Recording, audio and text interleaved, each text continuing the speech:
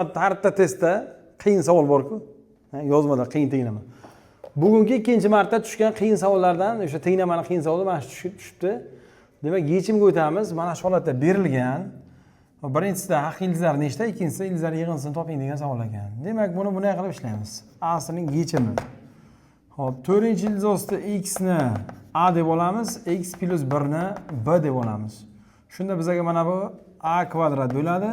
Qo'shilgan 2b bo'ladi, teng bo'ladi. Mana bu ichida a plus 1 borligi uchun uni b plus 2 deb yozamizda-yu, ko'paytirilgan a deymiz. Bir tarafga o'tkazib olamiz.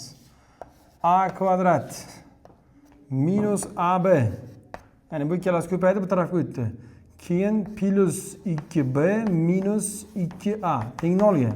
Bundan a ni chiqaramiz. A minus b. Bundan minus 2 ni chiqaramiz. A minus b bo'ladi, teng 0 bo'ladi. A minus b va a minus 2 ga ajraladi, teng 0. Bundan keladi a teng b ga va a teng 2 ga degan javob chiqadi. A teng b ga ekanligidan mana bu ikkalasini bir-biriga tenglab ketamiz. 4-ildiz ostida x teng x plus 1 ga bo'lib qolyapti.